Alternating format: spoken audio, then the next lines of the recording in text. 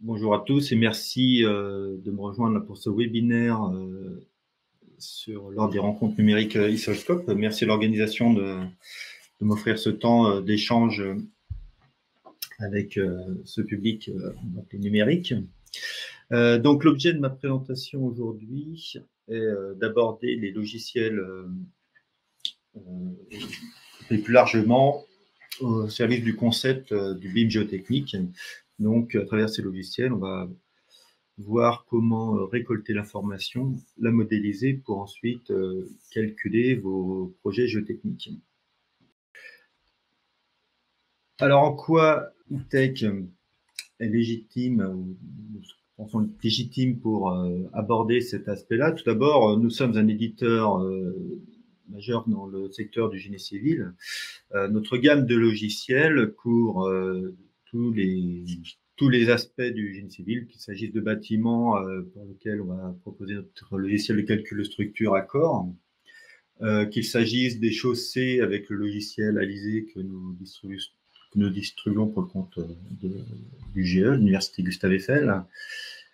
Et puis, dès lors qu'on aborde le sol, qui est donc l'objet thématique des journées ISOLSCOP, on va aborder tous les ouvrages géotechniques et les calculer, les modéliser avec le logiciel Geo5. Geo5 qui est une suite de programmes analytiques qui va traiter donc différentes problématiques des soutènements, des fondations superficielles profondes ou encore des stabilités.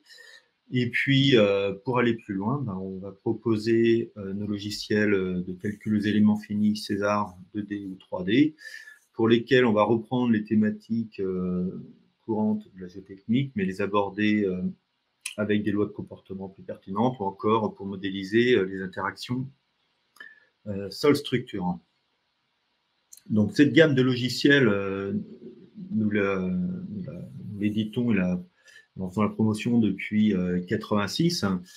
Nous assurons donc tout le développement de ces logiciels, la vente, l'assistance technique, mais également tout ce qui est formation à l'utilisation. C'est sur ces deux aspects, assistance et formation, sur lesquels nous sommes évidemment très reconnus. Notre équipe de support est permanente et donc permet d'apporter une réponse technique pertinente à l'utilisation.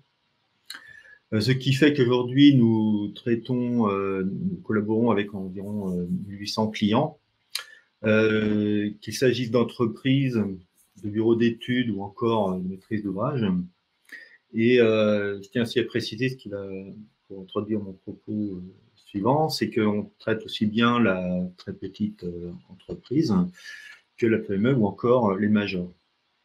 Et donc, dans ce cadre-là, nos logiciels ont toujours pour objectif, bien sûr, d'être au plus près du besoin des clients, mais également de proposer des outils autonomes et accessibles. Et enfin, proposer des objets collaboratifs. C'est à travers cette notion d'objet, de logiciel collaboratif qu'on aborde donc cette thématique du BIM, qu'on entend chez nous de façon assez générale, puisque, comme je l'ai rappelé, à travers notre gamme de logiciels, on va traiter divers aspects du projet génie civil. Et donc, le BIM, donc est en anglais le Building Information Modeling, j'insiste sur le ING, puisque c'est bien l'action de modéliser, et non pas seulement un seul modèle qui serait représentatif de ce concept. Il s'agit donc de globaliser une maquette numérique. Vous avez eu des présentations précédemment de cette transition numérique à travers des bases de données ou autres. Il s'agit donc de globaliser et de consolider l'information pour ensuite introduire ce concept d'une part dans la conception bien sûr de l'ouvrage, mais également l'avantage c'est de pouvoir suivre l'ouvrage, donc de pouvoir le gérer, de l'entretenir jusqu'à sa destruction. Donc le BIM c'est aussi un outil qui va permettre de suivre l'ouvrage au courant de sa vie.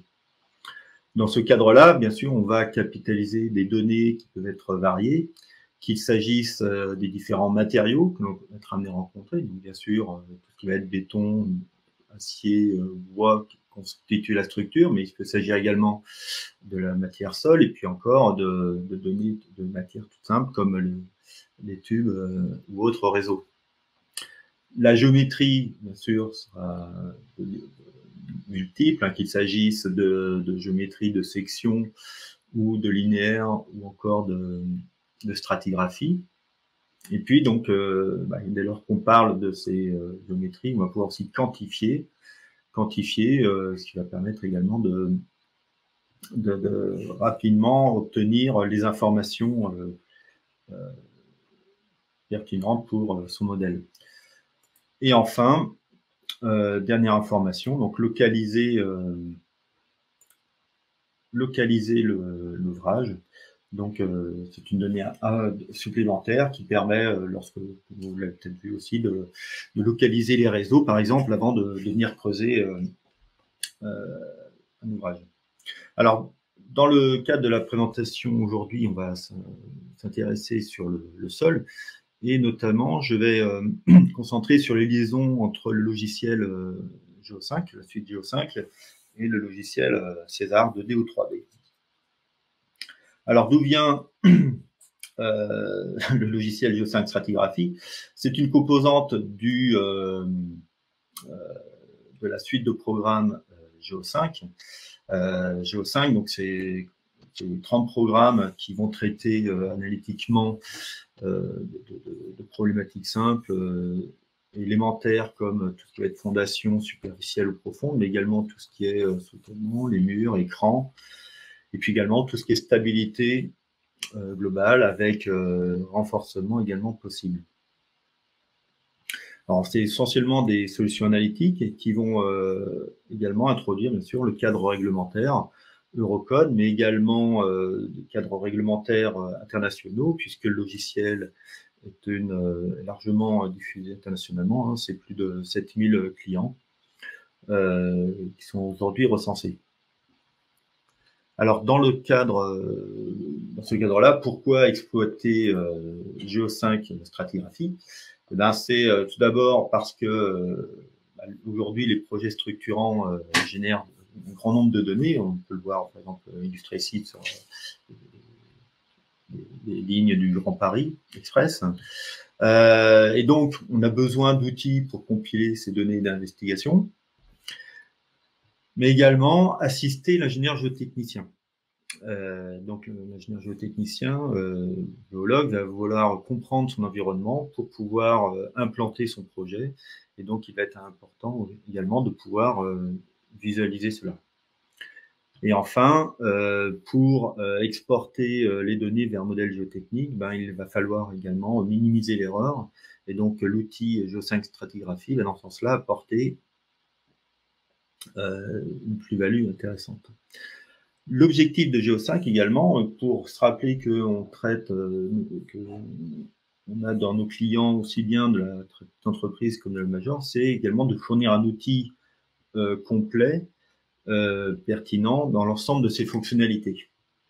Et donc qu'il soit autonome également. Donc ce qui fait que, je ne vais pas faire une démonstration du logiciel Geo5, mais je vais en présenter ses grandes fonctionnalités. Tout d'abord, en passant par la collecte des données. Alors, la collecte des données, on va avoir la possibilité de saisir et d'importer des sondages et essais à travers une interface dédiée. Et vous voyez que l'on va déjà proposer un certain nombre de formats standards d'échange qui seront soit des formats de fichiers type Excel, mais également liés à des logiciels dédiés du marché. Donc des logiciels de capitalisation de la donnée que l'on va pouvoir ensuite exporter ici.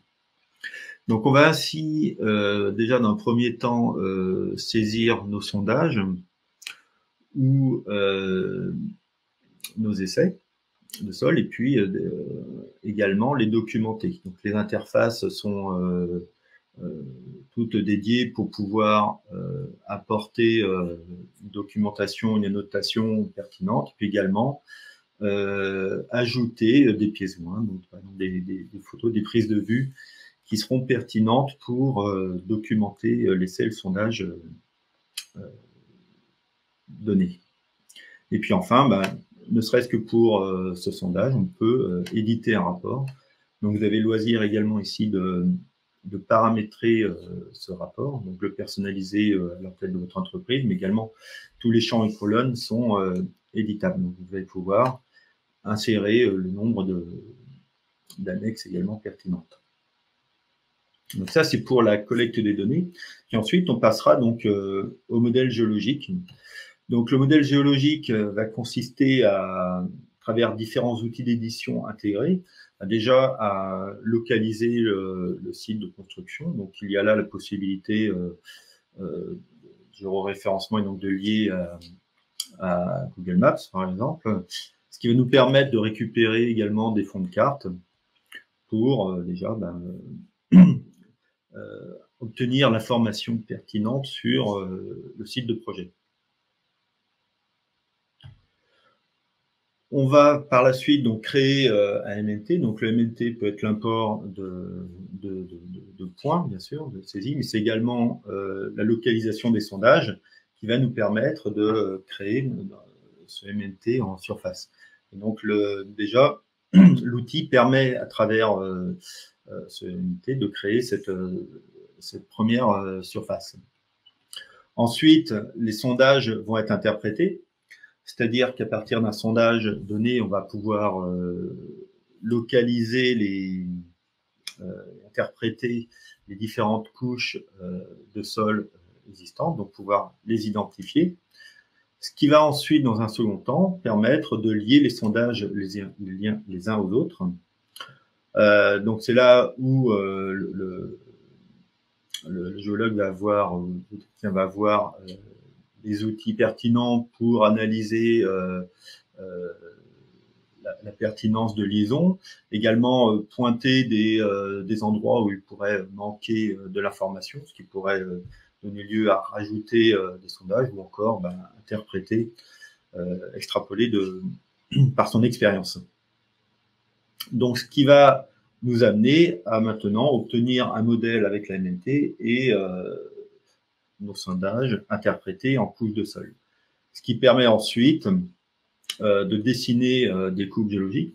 Donc là, également, vous allez avoir des outils intégrés, donc ce qui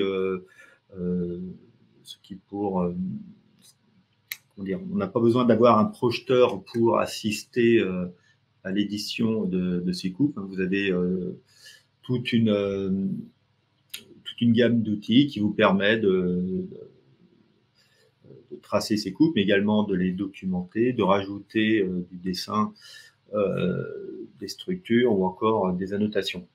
Donc tout ça se fait à travers le logiciel.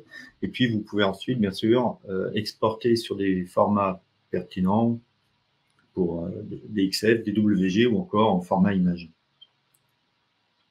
Ça, c'est pour, je dirais, la donnée de la coupe. Et puis, l'intérêt de stratigraphie, c'est donc de permettre la génération d'un modèle géologique 3D. Donc, la 3D va nous permettre ici de bien sûr identifier les différentes couches, de pointer éventuellement des erreurs potentielles, et donc d'avoir un rendu de notre projet avant implantation. On va également proposer, donc dans le cadre également toujours de ScapeBeam, d'introduire le son. Donc de pouvoir intégrer des objets BIM externes. Donc par exemple ici un projet où on va visualiser l'ouvrage final sur le modèle 3D existant. Donc un outil pour modéliser en 3D, capitaliser donc les essais et sondages. Et puis bien sûr l'objectif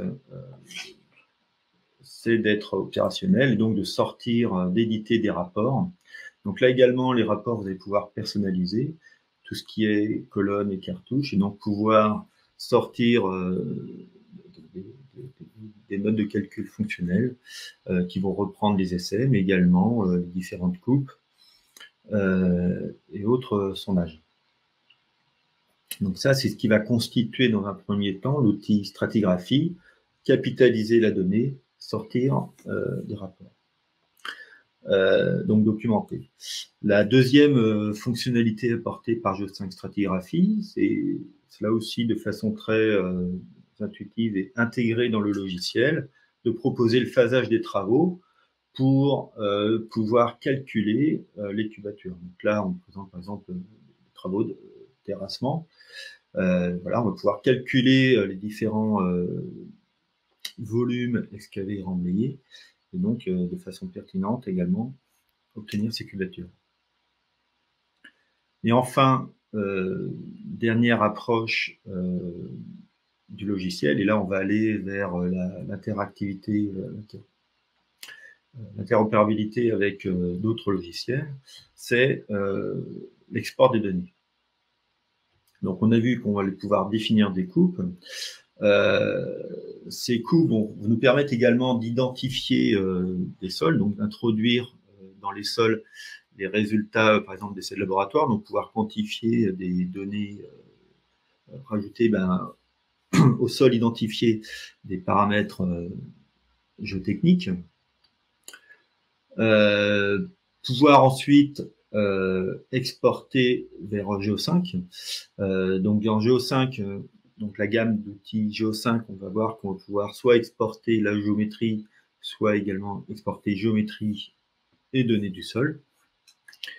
Et puis enfin, classiquement, on va pouvoir exporter sous un format simplement DXF pour relier avec un autre outil de dessin. En ce qui concerne le 3D, l'export 3D sera essentiellement géométrique, donc on aura des exports IFC, donc l'IFC étant le format d'échange, on va dire standard, hein, qui se développe pour suivre des différentes thématiques du génie civil. Donc on va avoir un IFC bâtiment, un IFC sol, et ensuite des différentes classes d'IFC qui vont illustrer chaque composante du projet. On va retrouver le DXF classique, et puis également qu'on va illustrer lorsqu'on fera l'export vers CR 3D. On a également un format LandXML qui lui permet de sortir des surfaces 3D. Alors, première illustration de cet export, tout d'abord vers Geo5. Donc Geo5, je l'ai cité, donc c'est toute une gamme d'outils pour des analyses de projets de façon analytique. Et donc, on va, dans un premier temps, pouvoir exporter déjà les données de sol, donc toute la compilation des propriétés géotechniques. On va pouvoir les exporter vers les programmes, par exemple, de fondation superficielle et profonde, ou encore les murs de soutènement. Donc, Geo5 Stratigraphie va servir là d'outil centralisateur de la donnée pour ensuite exporter les données de sol. Et puis, vers certains programmes, comme notamment Stabilité des pentes, on va pouvoir exporter également la géométrie. Donc, j'illustre là, par exemple, que sur notre modèle précédent d'excavation, on va pouvoir tracer une coupe. Et cette coupe, on va ensuite l'exporter avec les données de sol vers le programme Stabilité des pentes. Donc, de fait, l'utilisateur n'a plus à modéliser, à concevoir la coupe. Et en plus, on a également les données de sol exportées. Donc, ça minimise également l'erreur potentielle de recopie et de données d'un programme à l'autre. Et puis enfin, l'objectif de ce programme Stabilité des pentes est de calculer. Donc, avec cet outil, vous allez pouvoir bien sûr obtenir l'état de stabilité par les différentes méthodes offertes, Bishop, classique ou autres. Donc ça, c'est cette liaison proposée. Donc, encore une fois, Geo5 Stratigraphie comme outil centralisateur de données pour ensuite aller vers les programmes Geo5. Vers le calcul élément fini, dirais qu'il y a deux axes d'amélioration actuellement des pratiques. Tout d'abord, si on regarde, je prends là, pour exemple un modèle d'un client réalisé, vous voyez que la stratigraphie sur 200 mètres, on prend une stratigraphie horizontale. Donc on peut supposer qu'avec une représentation plus pertinente de la stratigraphie, donc des exports de coupe, on va déjà géométriquement obtenir une stratigraphie pertinente dans laquelle insérer notre ouvrage final. Également, vers les éléments finis, il y a un besoin d'identification des données de sol, parce que pour pouvoir ensuite identifier une loi de comportement pertinente. On sait que diverses lois de comportement pour les sols sont actuellement référencées, comme Morcoulon ou encore Danielson Model ou encore le Hookebrand pour les roches. Et donc, capitaliser la donnée va nous permettre d'avoir une donnée pertinente pour ces lois de comportement. Donc, comment cela s'illustre si je montre l'export vers César 2D? Bon, en l'état, on va exporter une coupe DXF. Donc, si je reprends le même modèle de base, ma coupe DXF va me permettre donc de l'importer dans le logiciel et puis de calculer, par exemple ici, une fondation superficielle.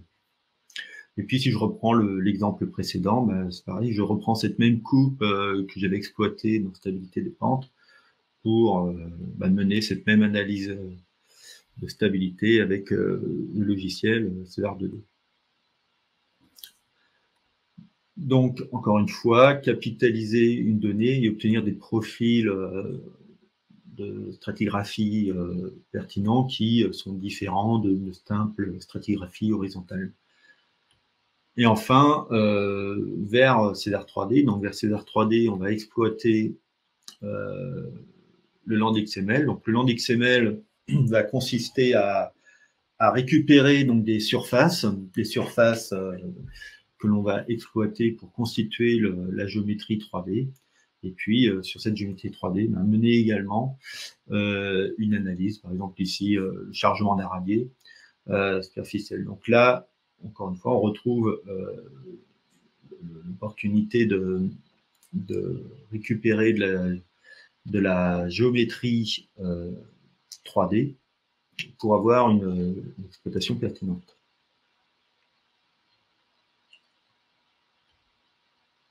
Voilà, donc pour conclure sur cette présentation, avant d'aborder quelques questions, donc à travers ces logiciels présentés, donc Geo5, stratigraphie, également la gamme Geo5 ou encore les outils éléments finis César 2D, 3D, on voit qu'on va avoir accès à des outils accessibles d'usage, mais également interopérables, que ces outils vont nous permettre de capitaliser, notamment à travers Geo5 stratigraphie, des données et de pouvoir ensuite les échanger. Et également, l'ingénieur géotechnicien va accéder à des livrables pertinents, qu'il s'agisse de livrables pour ses données de sol, mais également pour le calcul de son ouvrage géotechnique. Alors, il s'agit bien sûr ici d'un état de ces logiciels. Les travaux en cours ont bien sûr pour objectif de développer encore plus cette interopérabilité avec deux axes de travail, notamment déjà tout ce qui va constituer la géométrie. Donc, on a parlé précédemment des IFC. Bon, l'objectif, c'est d'intégrer des IFC volumiques dans César, notamment 3D. Également, la donnée de sol, on a vu que c'était une donnée qu'on allait pouvoir capitaliser des essais. L'objectif, c'est de pouvoir exploiter au mieux ces essais pour les interpréter, donc fournir une information et donc des paramètres géotechniques qui soient la plus pertinente. Et puis enfin, le troisième axe de travail, c'est faire en sorte que les données de sol soient également liées entre Geo5 stratigraphie et les différents outils auxquels il pourrait être lié. Donc tout ça va bien sûr voir lieu courant des prochains trimestres. Les prochaines versions qui sortiront de Geo5 et César illustreront ces travaux. À l'heure actuelle, vous pouvez déjà retrouver l'ensemble de ces tutoriels, diverses documentations et versions démo sur les sites que je cite ici, donc le site pour Geo5, également pour César. Merci pour votre attention et à très bientôt.